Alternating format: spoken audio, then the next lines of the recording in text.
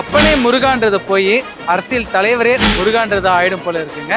சமீபத்துல பாத்தீங்கன்னா கடவுள் இருக்குன்றவங்களும் சரி இல்லைன்றவங்களும் சரி தமிழ் கடவுளான முருகரை கொண்டாடிட்டு இருக்கிறாங்க.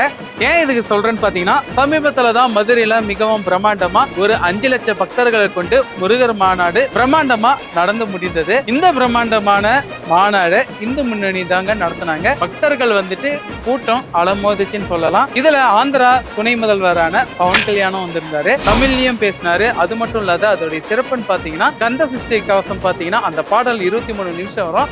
அந்த பாடலை வந்துட்டு விஷுவலாவும் பிளே பண்ணி எல்லா பக்தர்களும் சரி அரசியல் தலைவர்களும் சரி அந்த பாடலை வந்துட்டு பாடினாங்க. அது மிகவும் சிறப்பா இருந்தது.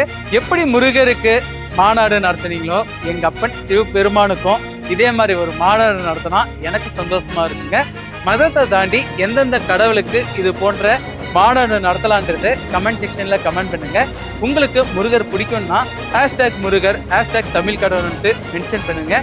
இல்ல உங்களுக்கு பிடிச்ச கடவுளை ஹேஷ்டேக்ல மென்ஷன் பண்ணுங்க. இது மாதிரி டிஃப்ரெண்டான வீடியோலாம் பார்க்க நம்ம இன்ஸ்டாகிராம் பேஜை ஃபாலோ பண்ணிக்கோங்க. தேங்க்யூ.